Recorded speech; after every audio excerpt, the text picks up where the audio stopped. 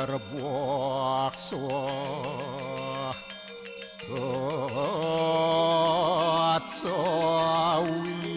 Atsawitur warenyem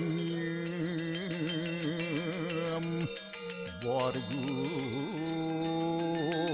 dewa sidiamaki Diwayonah porocu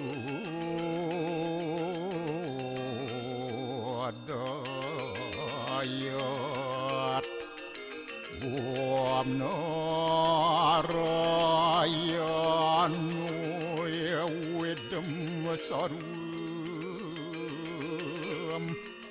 Yad buatem yasjabawiyam Neskalang niranjan niruya kalku nirakyata sududewiku narayanu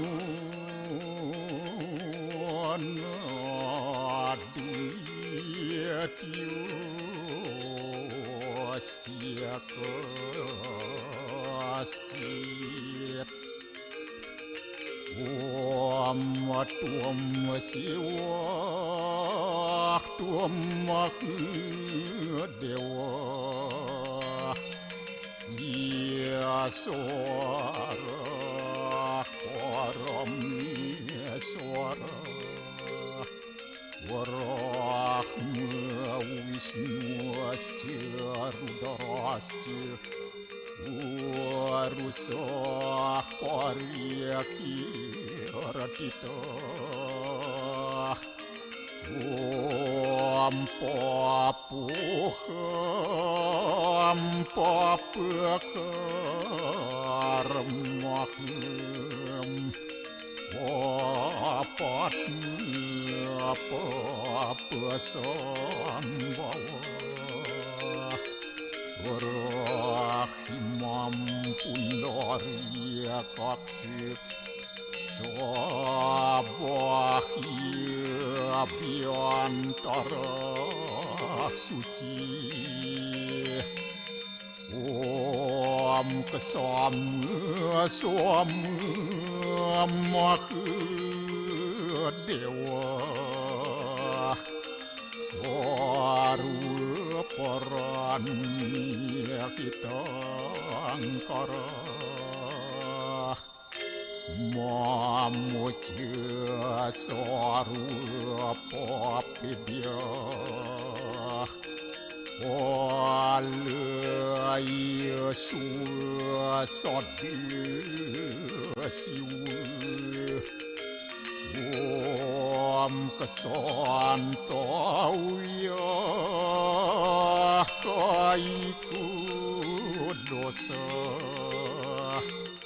Kesantauya wajiku mamu Santauya manasu dosa Permadat kesamam Om Santi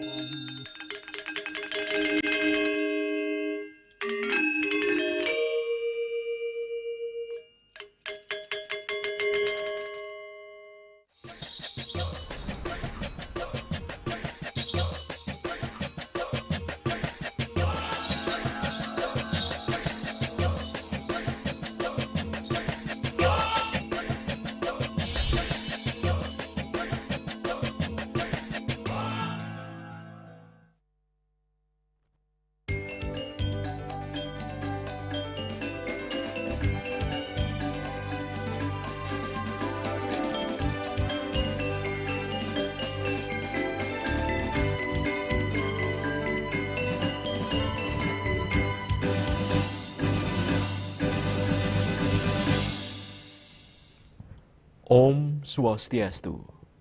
Pemirsa Bali TV, seputar Bali kembali hadir dengan menyajikan sejumlah informasi, diantaranya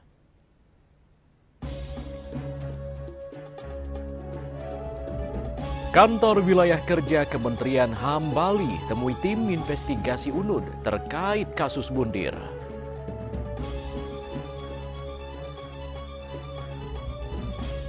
Perlukah sistem online single submission OSS untuk Bali direformasi? Jangan lewatkan juga informasi menarik lainnya yang sudah disiapkan tim redaksi kami. Bersama saya, Epa Jayantika, inilah seputar Bali selengkapnya.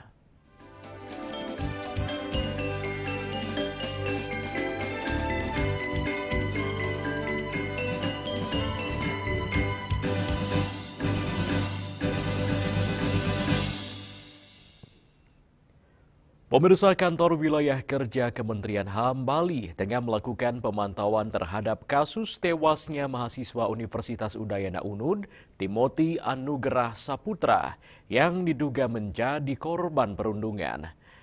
Kantor Wilayah Kerja Kementerian HAM Bali juga telah melakukan pertemuan dengan pihak UNUD untuk mencari informasi dan klarifikasi atas kejadian tersebut.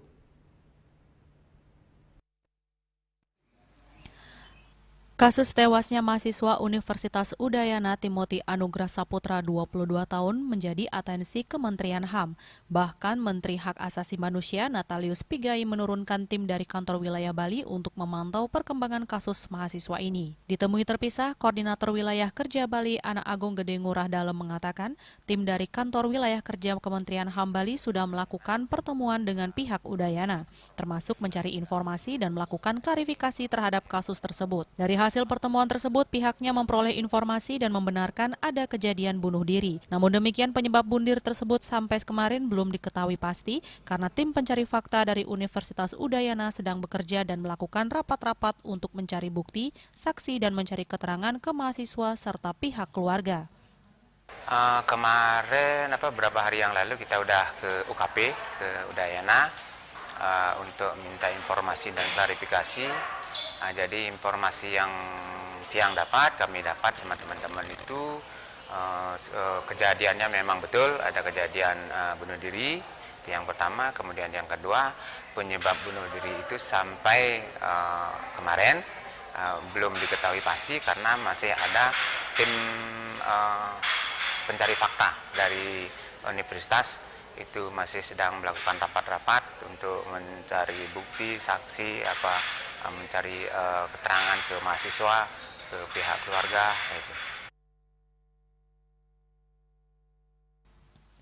Seperti diketahui, dalam kasus ini Rektorat Universitas Udayana atau UNUD telah membentuk tim investigasi khusus untuk menelusuri kematian Timothy Anugerah Saputra 22 tahun. Ari Wiratmaja, Bali TV. Pemirsa, Putu Arnawo SE kembali terpilih secara aklamasi sebagai Ketua Kamar Dagang dan Industri Kadin Denpasar masa bakti 2025-2030. Penetapan tersebut diputuskan dalam Musyawarah Kota atau Mukota Kadin Kota Denpasar dengan tema Wardana Wikasita pada Rabu 22 Oktober 2025.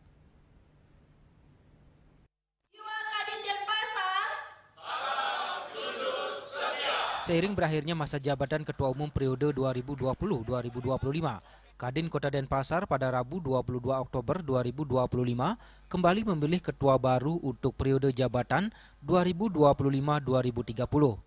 Pemilihan dilakukan secara langsung atau aklamasi yang diikuti oleh pengurus dan anggota Kadin Kota Denpasar dan disaksikan langsung Ketum Kadin Bali Made Ariandi.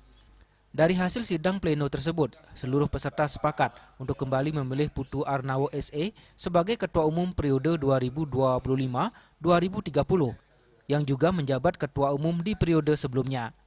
Penetapan ketua terpilih ditandai dengan penyerahan bendera Pataka oleh pimpinan sidang. Estafet panji-panji kepemimpinan Kadin Kota Denpasar kepada Ketua Umum Kadin Kota Denpasar terpilih masa bakti 2025-2030 kepada Bapak Putu Arnano, Sarjana Ekonomi. Tentunya kita akan bersinergi dan meningkatkan lagi kerjasama yang sudah terjalin sangat baik dengan pemerintah kota Denpasar di masa yang akan datang. Karena seperti kita ketahui bersama, Kadin adalah bagian dari institusi yang dinaungi oleh Presiden Republik Indonesia, tentunya di bawah undang-undang. Kami pun di Kota Denpasar, seperti apa yang sudah diamanatkan oleh undang-undang, ikut serta berpartisipasi dalam kemajuan masyarakat Kota Denpasar, baik menyangkut kemajuan kota di bidang sumber-sumber yang ada, baik sumber daya manusia, mineral, dan juga tentunya di Bali kita dengan pariwisata kita. Mudah-mudahan ke depan Denpasar menjadi kota yang berbudaya, beradiluhur, sehingga untuk kemajuan masyarakat Kota Denpasar secara umum dan masyarakat Bali secara menyeluruh. Musyawarah Kota atau Mukota Kadin Kota Denpasar dibuka Wakil Wali Kota Denpasar IKD Agus Arya Wibawa. Mukota dihadiri sejumlah pengurus dan ketua Kadin dari berbagai kabupaten kota di Bali, pelaku usaha, kepala OPD Pemkot Denpasar, dan organisasi lainnya. Selain pemilihan ketua umum, Mukota Kadin Denpasar juga diisi berbagai kegiatan, diantaranya penyampaian laporan pelaksanaan kegiatan dan keuangan dari tahun 2020-2025 dan pandangan umum atas laporan pertanggungjawaban. Dalam pidatonya, Wakil Wali Kota Denpasar IKD Agus Arya Wibawa menyampaikan, melalui Musyawarah Kota Denpasar, Kadin Denpasar diharapkan dapat menghasilkan keputusan dan program kerja yang berdampak kepada peningkatan daya saing usaha, memperkuat kolaborasi dengan pemerintah kota, mengadopsi teknologi digital, serta mampu menciptakan ekosistem bisnis yang berkelanjutan. 3 poin utama yang menjadi harapan kami dari pemerintah Kota Denpasar adalah: yang pertama, penguatan daya saing lokal dan digitalisasi. Dorong anggota Kadin untuk mengadopsi teknologi digital, digitalisasi UMKM dan sektor pariwisata yang berbasis budaya. Yang ketiga, meningkatkan sinergi dengan pemerintah. Mari kita perkuat mekanisme komunikasi dan konsultasi. Masukan konstruktif dari dunia usaha sangat kami butuhkan untuk penyempurnaan kebijakan, terutama terkait perizinan, infrastruktur, dan pengembangan sumber daya manusia. Dengan jumlah anggota mencapai 200 di tahun 2025, Kadin Denpasar bersama Pemkot juga tengah menyusun rekomendasi kebijakan ekonomi lokal sesuai arah RPJMD, mendukung program Denpasar Smart City, Denpasar Kreatif dan Hijau melalui skema kolaboratif. Ari Wiratmaja, Bali TV.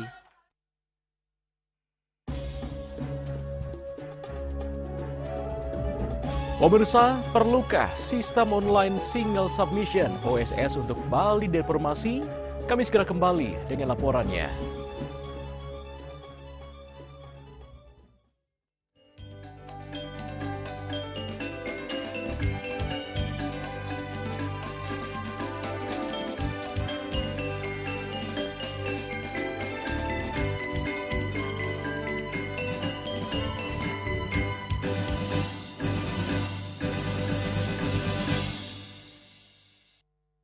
Lambung apa 4 terobosan yang terbaik?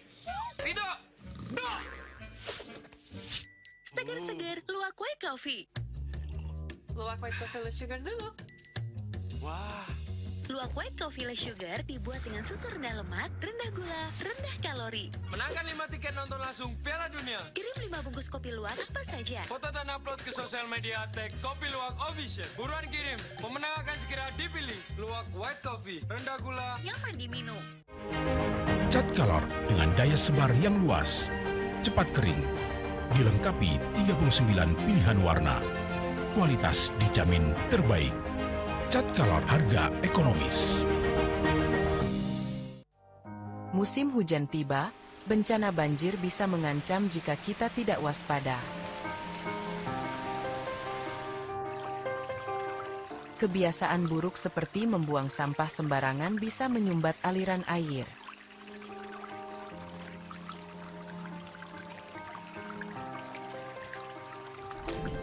Kita bisa mencegah banjir. dengan bergotong royong, menjaga selokan bersih, dan menanam pohon.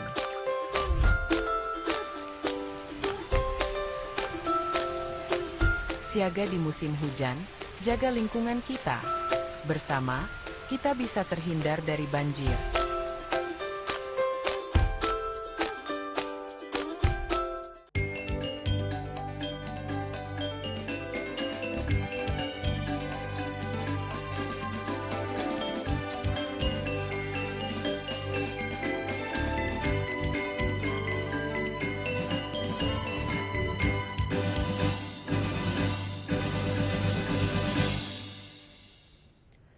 Pemirsa, Gubernur Bali Wayan Koster mengusulkan adanya reformasi sistem online single submission OSS untuk Bali untuk mengatasi masalah seperti lemahnya pengawasan daerah, ketidaksesuaian dengan regulasi lokal, dan potensi dampak negatif terhadap usaha lokal.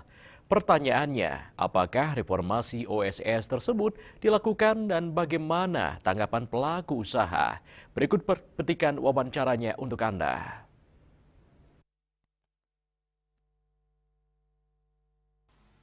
Salah satu alasan mencuatnya wacana reformasi OSS di Bali karena dianggap membatasi kewenangan pemerintah daerah dalam mengawasi perizinan, serta terhadap ketidaksesuaian antara norma OSS dengan rencana tata ruang wilayah RT/RW dan rencana detail tata ruang RDTR Bali. Akibatnya izin bisa terbit di kawasan yang seharusnya dilindungi. Selain itu, proses izin seringkali berjalan otomatis tanpa verifikasi faktual seperti modal, lokasi, atau kelengkapan dokumen. Sektor pariwisata yang seharusnya beresiko tinggi malah diklasifikasikan sebagai resiko rendah dalam sistem OSS, sehingga izinnya terlalu mudah dikeluarkan. Tak hanya itu, kemudahan perizinan dikhawatirkan akan membanjiri pasar dengan pelaku usaha luar, sehingga mengancam usaha kecil dan menengah lokal. Beberapa pelaku usaha berpendapatan, reformasi OSS memang perlu dilakukan dan kewenangan dalam perizinan sudah selayaknya diserahkan kepada daerah. Bahwa sebelumnya kita menyebut dengan kalau bangunan ada IMB. Kalau IMB itu tentunya harus ada penyanding antara kanan, kiri, depan, belakang. Kalau sekarang dengan ada OSS itu sudah langsung outline suplemen itu yang ada di pusat kewenangannya. Cuman kalau menurut kami di Kadin Denpasar, alangkah bijaknya paling tidak memproteksi hal-hal yang tidak kita inginkan bersama, karena penyempitan lahan, ya, pembangunan-pembangunan yang biar betul-betul kesannya bernuansa local genius, ya, lokal Bali, itu sangat kami harapkan kolaborasi antara perizinan, ya, agar pemerintah kota khususnya dan pemerintah Bali ikut serta dilibatkan sehingga bisa secara langsung mengkontrol perkembangan, ya, di mana memang zona-zona yang memang zona green, zona hijau, agar bisa terproteksi. Kalau sekarang kan berbaur, ya, mana zona hijau, mana zona kuning, mana yang boleh, mana yang tidak boleh, kebablasan. Memang tidak bisa dipungkiri kalau ini tidak dibatasi, tidak diberikan suatu kewenangan kepada daerah, ini yang akan berdampak yang sangat luar biasa terhadap kehancuran dari ekosistem yang ada di daerah. Nah, oleh karena itu penting, ya, memang ini harus tertata secara sentralized dari pusat agar menghindari hal-hal yang tidak diinginkan dalam investasi di daerah. Namun yang paham betul dengan daerah tersebut tentu dari pemerintah daerah tersebut. Ya, nah oleh karena itu, ya, kita berharap bahwa OSS ini tetap diberikan suatu prosentase kewenangan bagi daerah untuk menerbitkan izin-izin bagi investor itu. Reformasi OSS ini juga sebagai upaya untuk memberikan kewenangan khusus kepada Bali agar bisa menyesuaikan regulasi investasi dengan karakteristik dan kebutuhan lokal. Selain itu, usulkan kenaikan ambang batas nilai investasi asing dari 10 miliar rupiah menjadi 100 miliar rupiah. Tujuannya tiada lain agar investor yang masuk lebih berkualitas. Ari Wiratmaja, Bali TV. Sementara itu, pemirsa, PT PLN Persero terus menunjukkan komitmennya dalam membantu masyarakat kurang mampu melalui program sosial Light Up the Dream (LUTD). Kali ini PLN menyambangi Desa Tajan, Kabupaten Tabanan untuk memberikan sambungan listrik gratis dengan daya 450 volt ampere pasca bayar kepada 4 rumah tangga yang belum menikmati akses listrik, membawa cahaya dan harapan baru bagi warga. PT PLN Persero melalui unit induk distribusi UIT Bali secara simbolis menyalakan sambungan listrik gratis bagi warga prasejahtera dalam program Berbagi Cahaya Menumbuhkan Harapan, yang merupakan bagian dari peringatan Hari Listrik Nasional HLN ke-80. Sebanyak 7 warga di Kabupaten Tabanan menjadi penerima manfaat program ini dengan penyalaan dilakukan di 2 titik, Desa Tajen dan Desa Margatua. Direktur Teknologi Engineering dan Keberlanjutan PT PLN Persero Evi Haryadi menyampaikan bahwa program tersebut merupakan bagian dari upaya nasional PLN dalam menghadirkan energi berkeadilan bagi seluruh lapisan masyarakat. Program ini adalah bagian dari komitmen PLN untuk menghadirkan energi yang merata. Di Bali, pihaknya ingin masyarakat bisa memiliki listrik secara mandiri agar dapat mengembangkan ekonominya. Saat ini beban listrik di Bali terus meningkat dan itu menunjukkan pertumbuhan yang positif. Evi juga menegaskan bahwa pertumbuhan kebutuhan listrik harus diimbangi dengan penguatan sistem kelistrikan di wilayah Bali. PLN menyiapkan penambahan pembangkit baru dan jaringan transmisi untuk memperkuat sistem kelistrikan. Harapannya hal ini dapat mendorong perekonomian khususnya di Tabanan agar semakin baik dan menyejahterakan masyarakat. Sementara itu, General Manager PLN UIT Bali Erik Rosi Priyonugroho menjelaskan bahwa kegiatan ini menjadi bagian dari puncak rangkaian HLN ke-80 sebagai bentuk nyata kepedulian PLN terhadap masyarakat. Ada 7 penerima manfaat listrik gratis yang penyalaannya dilakukan secara simbolis pada hari itu.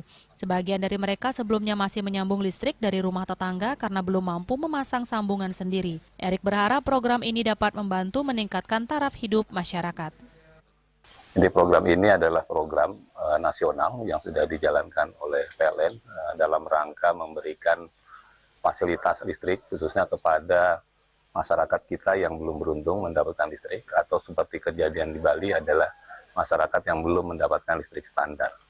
Karena khusus di Bali, kalau dibandingkan dengan daerah-daerah lain, program kelistrikannya sudah mencapai 100% Pak Wabung di desa-desa, namun memang masih ada beberapa daerah seperti di rumah ini yang masih menyambung dari rumah tetangga, dan kita menginginkan hal ini juga bisa dinormalisir sehingga rumah-rumah seperti ini nantinya bisa mendapatkan listrik secara lebih mandiri, bisa mengembangkan mungkin ekonomi jauh lebih baik dari sebelumnya. Wakil Bupati Tabanan Imade Dirge yang hadir mewakili Bupati Dr. Iko Manggede Sanjaya menyampaikan apresiasi tinggi atas kepedulian PLN terhadap masyarakat. Pihaknya berterima kasih atas pelaksanaan program sosial PLN yang rutin dilakukan di Tabanan. Dan tentunya harapan saya untuk ke depan selalu berbuat untuk masyarakat kita ya, di seluruh Indonesia, khususnya kita di Tabanan ini, karena kita di Tabanan ini masih sangat banyak membutuhkan listrik dan keadaan masyarakat kita masih ada di bawah garis kemiskinan. Maka dari itu bantuan uluran tangan dari banyak pihak kita perlukan, terutama dari PLN yang sudah nyata yang dilakukan.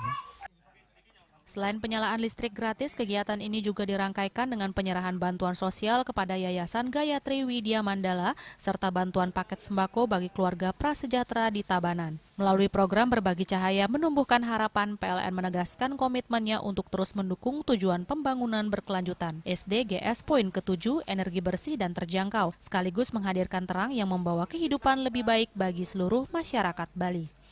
Hendra, Bali TV.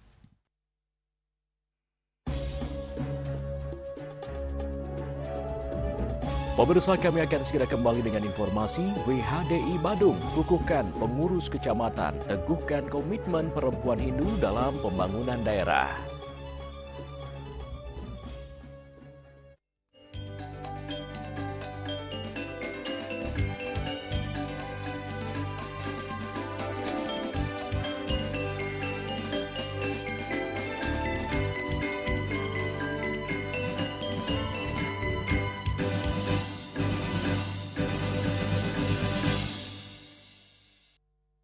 Lambung apa umpan terobosan yang terbaik?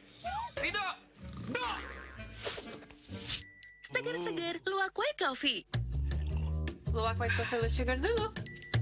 Wah, Luwak White Coffee Less Sugar dibuat dengan susu rendah lemak, rendah gula, rendah kalori. Menangkan 5 tiket nonton langsung Piala Dunia. Kirim 5 bungkus kopi luwak apa saja. Foto dan upload ke sosial media tag Kopi Luwak Official. Buruan kirim, pemenang akan segera dipilih. Luwak White Coffee, rendah gula, nyaman diminum. Hamco, cat kayu dan besi. Puniki kemariang disampun anak ke alit nekuli. Mentatang dalam kebos, mepandes utawi mesangi, mesin kramel, antar ketua Banjar Jakarta Selatan hari di Jakarta Selatan para pinangita miwah tokoh-tokoh umat Hindu. Emansipasi miwah penyarengan kerama istri saha anggen TPS Cangin Purikau wenten taler 6 TPS sanik kaayahin oleh kerama istri inggian ring TPS 6.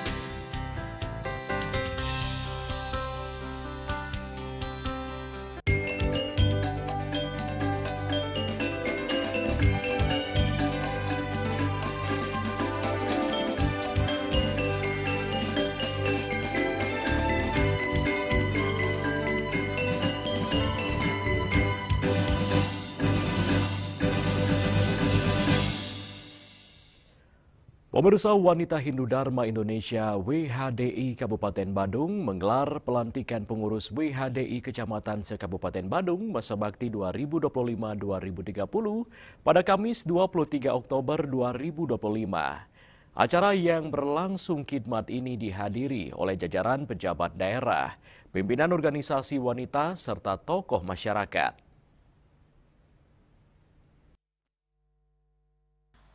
Pelantikan ini menjadi momentum penting dalam memperkuat peran dan kontribusi perempuan Hindu di Badung. WHDI diharapkan dapat menjadi wadah bagi perempuan Hindu untuk berkiprah aktif di bidang keagamaan, sosial, dan kemasyarakatan. Pengurus WHDI Kecamatan yang baru dilantik diamanahkan untuk menjalankan tugas dan tanggung jawab selama 5 tahun ke depan dengan semangat pengabdian dan kebersamaan. Dalam sambutannya, Ketua WHDI Kabupaten Badung Niputu Yunita Oktarini memberikan apresiasi kepada jajaran pengurus lama atas dedikasi dan kerja keras mereka dalam membesarkan WHDI di Kabupaten Badung. Kepengurusan baru diharapkan mampu melanjutkan program yang telah berjalan dengan baik sekaligus menghadirkan inovasi yang selaras dengan arah kebijakan pembangunan daerah. Peran WHDI sangat strategis dalam membangun keluarga dan masyarakat yang harmonis, sejahtera, dan religius. Melalui kegiatan pembinaan, pendidikan, dan sosial kemasyarakatan, WHDI diharapkan dapat menjadi motor penggerak peningkatan kualitas sumber daya perempuan Hindu. Selain itu, organisasi ini juga diharapkan terus berperan aktif dalam memperkuat moderasi beragama serta menjaga kerukunan umat di wilayah Badung yang dikenal dengan toleransi dan keharmonisannya. WHDI Kabupaten Badung menegaskan tekad untuk meningkatkan partisipasi dan kapasitas perempuan dalam mendukung berbagai program pembangunan daerah. Dengan semangat gotong royong dan nilai-nilai keagamaan, WHDI siap menjadi mitra pemerintah dalam bidang pendidikan, kesehatan, serta kesejahteraan sosial masyarakat. WHDI Kecamatan Sebadung juga diarahkan untuk menjadi pengayom dan panutan bagi perempuan Hindu di tingkat akar rumput. Melalui kegiatan pemberdayaan dan pelatihan, diharapkan setiap kecamatan dapat menghadirkan program-program yang memberikan manfaat nyata, baik bagi anggota organisasi maupun masyarakat luas. Acara pelantikan Ketua dan Pengurus Wanita Hindu Dharma Indonesia Kecamatan se-Kabupaten Badung, di mana kita di Badung memiliki 6 kecamatan dan kita memang revitalisasi kepengurusan agar organisasi ini lebih maju dan lebih bergerak.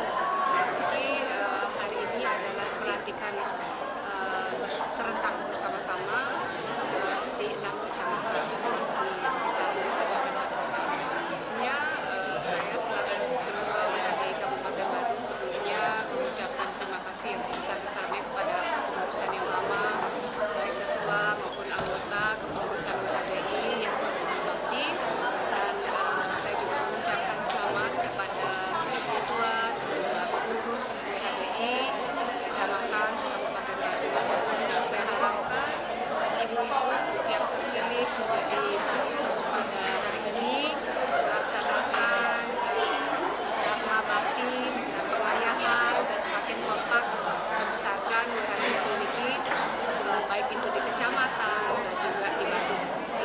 Pelantikan pengurus WHDI Kecamatan Sekabupaten Badung ini menandai babak baru bagi pergerakan perempuan Hindu di Badung. Dengan kepengurusan yang solid, dukungan pemerintah daerah, serta semangat pengabdian kepada masyarakat, WHDI diharapkan mampu terus bersinar dan menjadi inspirasi bagi organisasi wanita lainnya di Bali.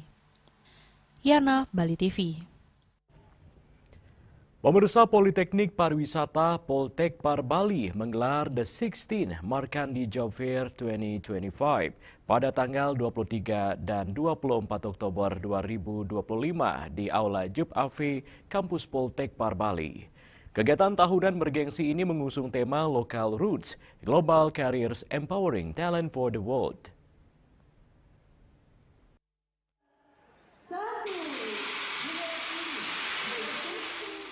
Politeknik Pariwisata Poltekpar Bali kembali menunjukkan komitmennya dalam mendukung penyerapan tenaga kerja di sektor pariwisata.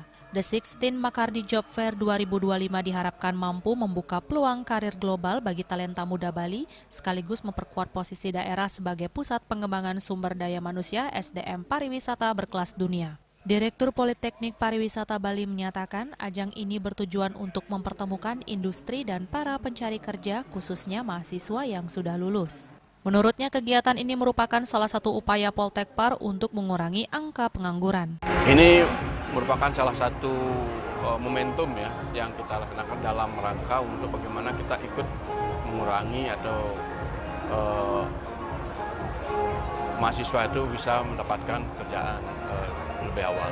Ini kita komitmen ya dan konsisten. Kegiatan job fair ini kita lakukan secara annual ya setiap tahun ya, yang sekarang sudah ke-16. Ini membuktikan bahwa kita itu berkomitmen ya untuk melaksanakan kegiatan job fair ini dengan keberlanjutan gitu. Kami juga berharap dengan pelaksanaan ini terus dikembangkan gitu ya, dengan nanti melibatkan investor dari luar ya, terutama dari jaringan-jaringan hotel, kapal pesiar, dan lain ya, yang nanti bisa anak-anak itu berkiprah secara global. Sementara itu, Koordinator Program Studi Pengelolaan Konvensi dan Acara PKA Iputu Esa Widahartana menyampaikan sesuai dengan tema Local Roots Global Career, kegiatan ini tidak hanya fokus pada bekerja, tetapi juga ada potensi untuk berkarir dalam kaitannya pendidikan ke jenjang yang lebih tinggi, termasuk juga memantik mahasiswa dalam keterampilan berwirausaha. Ini juga bagian dari bagaimana strategi kita dalam tema ini, yakni locally rooted dan global career seperti itu. Jadi tidak hanya fokusnya bekerja, tapi juga ada potensi untuk berkarir dalam kaitannya dengan pendidikan ke jenjang yang lebih tinggi atau S2, dan juga memantik mereka dalam keterampilan berwirausaha juga. Bagaimana mereka bertemu dengan para eksibitor, bernegosiasi, menunjukkan potensi mereka dalam menyiapkan diri di kancah secara global. Job fair ini juga menjadi bukti nyata kontribusi Poltekpar Bali dalam mencetak SDM pariwisata yang unggul, profesional, dan berdaya saing tinggi. Selain membuka lowongan pekerjaan, Makardi Job Fair 2025 juga menghadirkan berbagai kegiatan pendukung seperti exhibition, talk show, dan workshop interaktif yang melibatkan praktisi industri, alumni sukses, serta perwakilan perusahaan ternama. Andika, Bali TV.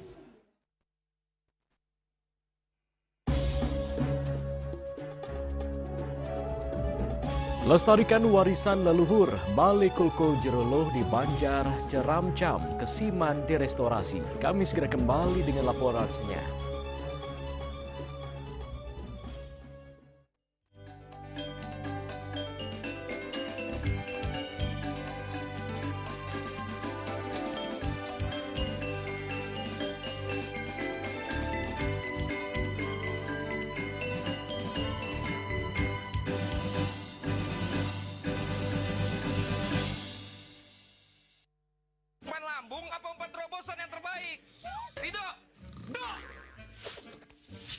Seger-seger, luwak white coffee. Luwak white coffee less sugar dulu. Wah. Luwak white coffee less sugar dibuat dengan susu rendah lemak, rendah gula, rendah kalori. Menangkan 5 tiket nonton langsung Piala Dunia. Kirim 5 bungkus kopi luwak apa saja. Foto dan upload ke sosial media tag Kopi Luwak Official. Buruan kirim, pemenang akan segera dipilih. Luwak white coffee, rendah gula, nyaman diminum. Cat color dengan daya sebar yang luas, cepat kering, dilengkapi 39 pilihan warna. Kualitas dijamin terbaik. Cat color harga ekonomis.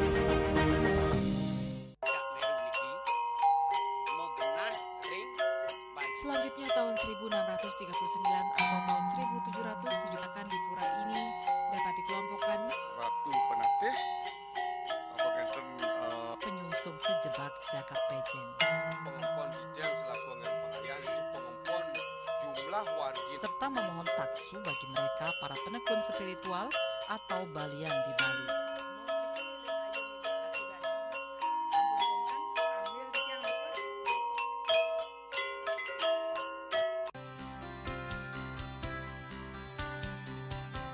Puniki kemariang disampun anak kealit nek kulit.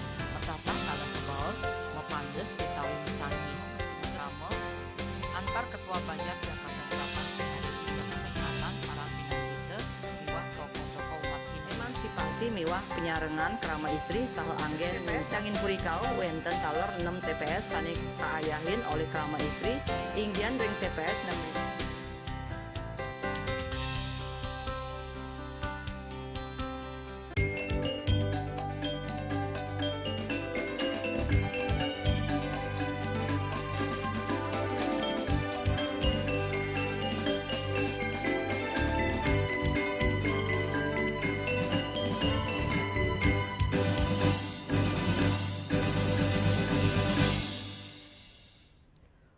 Pemirsa, upaya pelestarian warisan budaya kembali digelorakan oleh masyarakat Banjar Ceramcam, Desa Adat Kesiman, Denpasar. Klien adat Banjar Ceramcam Iketut Puja menjelaskan bahwa Balai Kulkul Jeroloh yang merupakan peninggalan leluhur dan memiliki nilai sejarah tinggi, kini tengah direstorasi setelah berdiri kokoh selama lebih dari 1 abad. Menurut penuturan penglingsir Banjar Ceramcam, Balai Kulkul ini dibangun sekitar tahun 1921 atau telah berusia kurang lebih 103 tahun. Melihat kondisi bangunan yang mulai menua serta semangat warga untuk melestarikan peninggalan budaya dan warisan leluhur, Banjar Ceramcam melalui hasil paruman memutuskan untuk melakukan restorasi Balai Kulkul tersebut. Keputusan ini muncul karena warga Banjar Ceramcam ingin menjaga dan merawat peninggalan yang penuh makna spiritual dan historis. Balai Kulkul ini bukan sekedar bangunan, tapi simbol kehidupan adat dan pengikat kebersamaan warga. Awalnya warga Banjar Ceramcam berencana melakukan restorasi secara swadaya, namun karena keterbatasan biaya, Prajuru Banjar kemudian berkoordinasi dengan pemerintah Kota Denpasar. Pemerintah pun memberikan dukungan baik dari segi pendanaan maupun fasilitasi teknis, sementara pengerjaannya tetap dilaksanakan secara gotong royong oleh warga. Banjar Ceramcam sendiri memiliki 2 balai kulkul, yang terletak di sisi utara dikenal sebagai Balai Kulkul Krama, tempat aktivitas organisasi Banjar seperti Seket Rune, PKK, dan kelompok lainnya. Sementara Balai Kulkul di sisi selatan yang kini direstorasi merupakan warisan leluhur yang memiliki fungsi sakral dan dikenal dengan nama Kulkul Jeroloh. Kulkul Jeroloh memiliki peranan penting dalam kegiatan adat dan keagamaan di Banjar Ceramcam. Ketika Puja Wali berlangsung di Pura Batur, Belanjong maupun Buaji, kulkul ini akan mesuara sebagai tanda sakral. Kulkul Jeroloh tersebut diangkat dengan ketinggian 70 cm dari dasar. Terkait dengan Balai Kulkul yang sisi selatan yang kami sebut atau menurut ketua kami, penglingsir kami itu Linggih Jeroloh, yaitu memang kita terkait dengan kegiatan di Prahyangan, terkait dengan susunan. Nah, di sana ada barang-barang peninggalan yang harus kami selamatkan. Pertama itu berupa piring-piring yang mungkin dulu kononnya kabarnya yang saya terima itu adalah piring dari Cina. Itu piringnya yang bilang asli. Nah, sungkara pada saat restorasi kami bisa menyelamatkan peninggalan tersebut berupa piring. Semoga bisa 99% kami selamatkan karena terkait dengan pengerjaan mungkin saja 1-2 tidak bisa diselamatkan dan kami pun akan berusaha mencarikan yang serupa. Sementara itu, Ketut Soekarjo, tukang yang dipercaya mengerjakan restorasi asal Banjar Bande Belah Batu, menjelaskan bahwa sebelum memulai pengerjaan pihaknya melakukan upacara matur piuning dan sembahyang bersama untuk memohon kelancaran dan keselamatan. Proses pengerjaan ini sudah dimulai sejak 2 minggu lalu. Ia menggunakan peralatan sederhana seperti dongkrak, balok, papan, dan palu. Biaya restorasi Balai Kulkul biasanya berkisar 50–60 juta rupiah, tergantung tingkat kerumitan. Sebagai pembanding, ia menjelaskan biaya untuk merestorasi Pelinggih Penunggun Karang berkisar 2,5 juta rupiah, Balai Dangin sekitar 5–9 juta rupiah, dan tembok penyengker antara 12–15 juta rupiah. Restorasi Balai Kulkul Jeroloh diperkirakan akan memakan waktu 3 hingga 4 bulan hingga rampung. Awalnya kita membongkar dengan bolong itu Pelinggih dengan masukkan balok, papan, dan sama tenaganya. Balai Kulkul 15 atau 12 bisa. Balai Kulkul dan bangunan keelit ya cara digul kan biasa dia orang ngajak tenaga dan terang 8 dan 2 ton dan 3 ton dan 50 dan untuk pengangkatan Pelinggih yang besar dan agang-agang dan balok ini alit dan alit. Kelian Banjar Ceramca menyampaikan apresiasi atas dukungan berbagai pihak. Berkat kerjasama warga dan dukungan dari pemerintah Kota Denpasar, pelaksanaan restorasi ini bisa berjalan dengan baik. Semoga Balai Kulkul Jeroloh tetap lestari dan menjadi sumber taksu bagi Banjar Ceramca. Hendra, Bali TV. Pemirsa, pemerintah Provinsi Bali diharapkan terus melakukan upaya restorasi terumbu karang di seluruh Bali, sehingga keberadaan terumbu karang dapat lebih meningkatkan ekonomi kelautan melalui sektor perikanan dan pariwisata.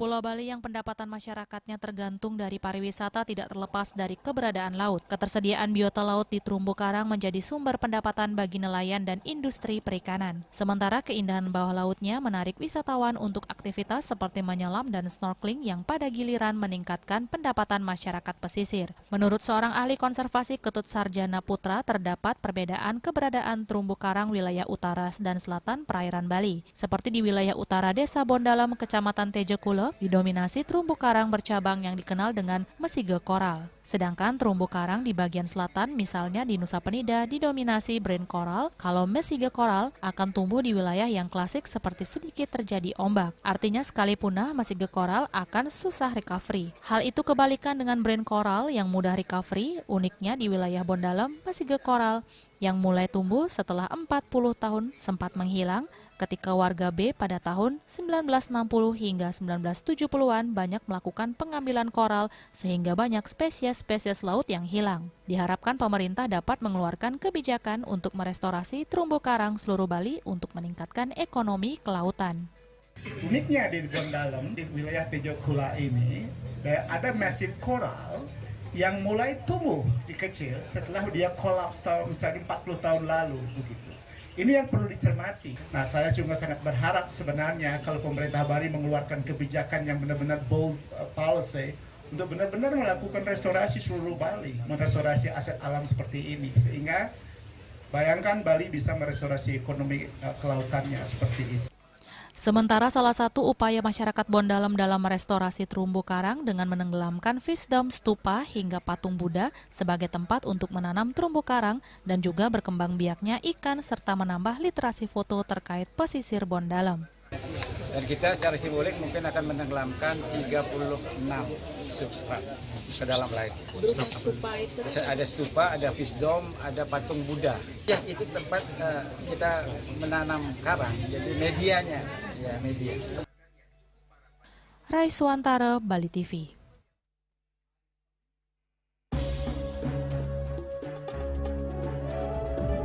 Pemirsa, jangan beranjak dulu, kami segera kembali dengan laporan. Warga Sudaji minta kejaksaan tuntaskan kasus penyalahgunaan dana desa.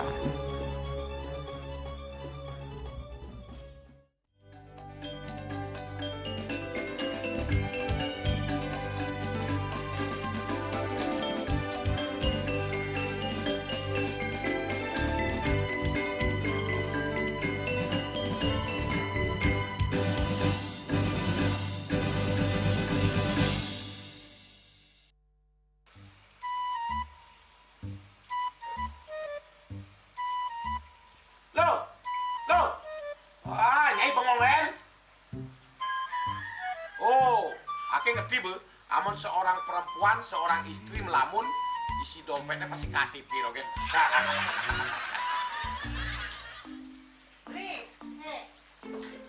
Awake hanya belajar lebih tenang menikmati hidup dengan proses tanpa harus protes. Loh, hidup itu adalah sebuah perjalanan, bukan perbandingan. Maka jangan pernah kamu bandingkan prosesmu dengan orang lain, karena kita berdiri di bumi yang sama dengan takdir yang berbeda. Oh, ini bertakdir awake nganten nggak beli, saya proses tapi stres. Wah, mula punya nyai, takdir ya nyai. Ini pijit tangan lu, sakit lagi awak-awake. Apa? Mau pijat kata? Oh, mau pijat. Bawayan kayak di rumah matajen matuakan. Dan ini subane gelam kekene awake nih makatang lo, awake nih makatang. Awake sing kodak, awake sing dawak kenjang, sing dawak mijat. Loh, beli pergi karena tugas, pulang demi beras. Lelah itu wajar, tapi menyerah bukanlah jalan keluar. Semangat kone ngopi, kone ngama, wakilnya berceramah, jadi kayak presiden. Masih lagi sih, kita wakil.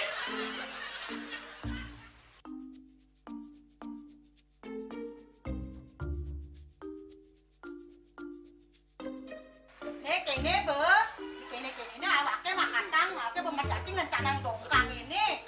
Oh, kadang timpalnya jadi makatang. Ngajak ke saya dirundungi wayan. Ini, ayo cuma jangan bicaranya nih lo. Ini siap bicetan awake jangan beli, lagi saya nih jangan. Wah, si lagi sini yang ada ngorek tempe semangatnya kangon. Melang saya beli ngomong, ini madan minyak gana pati. Aduh, sudah lo, besoknya beli lo. Pemelan nih. Pemelan, jangan nggak dikasat lagi sini. Apa dikasat lagi sini lo? Coba tinggalin. Ini di HP ini ada beli. Nak liu kasihatnya nih beli bati nak nganggon minyak gana pati ada nih beli meringankan apa ada nih kaki terkilir, keseleyor, hematik, pegelinu, pila, kesemutan, bancang sakit, pokoknya mengenang kasihatnya nih. Nih, mana gijil? Ini kan saya nak panaki, awaknya saya kita konang. Jadi awaknya bersehat. Jadi awaknya bisa nyai di kamar ini. Aku asingnya. Asingnya nyai, awaknya bersegar di kakak lain nyai. Beli. Baik.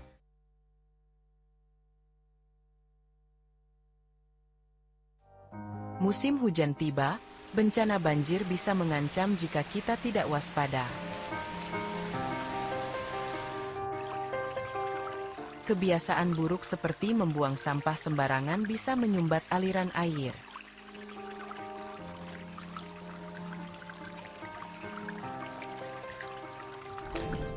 Kita bisa mencegah banjir dengan bergotong royong, menjaga selokan bersih, dan menanam pohon.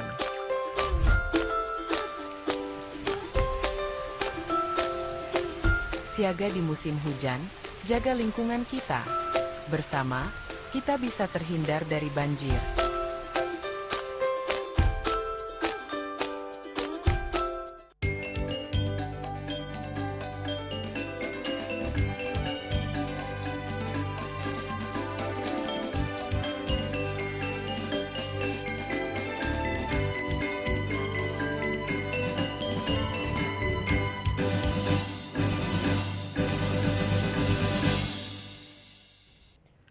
Pemirsa, perwakilan masyarakat Desa Sudaji kembali datangi Kejaksaan Negeri Buleleng. Mereka mendesak agar proses hukum dituntaskan secara serius dan berharap tidak damai hanya karena uang telah dikembalikan.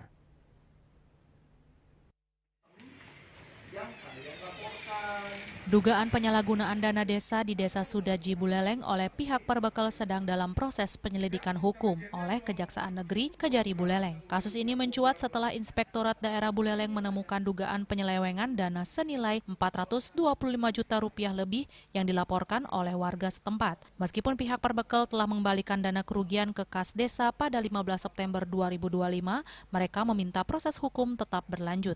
Gede Artayasa selaku juru bicara perwakilan Desa Sudaji menegaskan pengembalian dana tidak menghentikan proses hukum, bahwa kasus akan terus diusut karena ada unsur niat jahat atau mens rea yang telah ditemukan. Mohon untuk dilanjutkan, walaupun dengan catatan uang sudah dikembalikan. Tadi saya minta, ketika tindak pidana sudah dilakukan, ditemukan temuan kerugian negara sebesar 425 juta, apakah serta-merta perbuatan pidananya, niat jahatnya atau mens reanya itu hapus demi hukum? Itu yang kami tekankan tadi kepada Pak Kajari.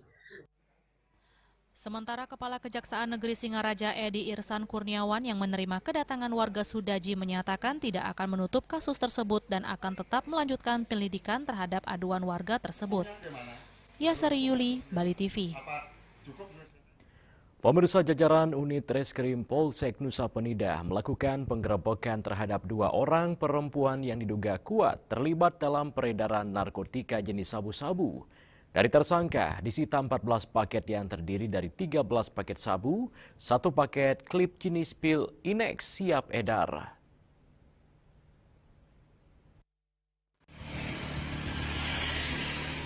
Terungkapnya peredaran narkoba di Pulau Nusa Penida ini berawal dari informasi intelijen yang masuk.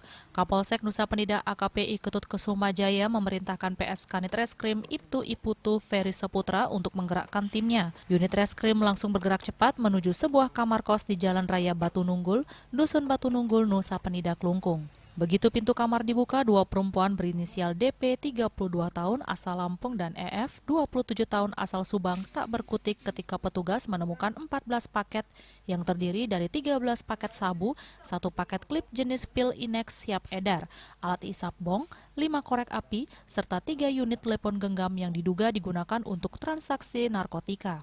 Kapolsek Nusa Penida AKP Ketut Kesumajaya menegaskan bahwa pengungkapan ini merupakan wujud nyata komitmen Polsek Nusa Penida dalam memberantas jaringan narkotika hingga ke akar-akarnya, khususnya di wilayah kepulauan yang menjadi destinasi wisata dunia. Kini kedua pelaku beserta seluruh barang bukti telah diamankan di Mapolsek Nusa Penida untuk menjalani pemeriksaan lebih lanjut. Raiswantara, Bali TV. Pemirsa, dan kini kami sampaikan informasi perakiraan cuaca untuk kabupaten kota di Bali berlaku hari ini.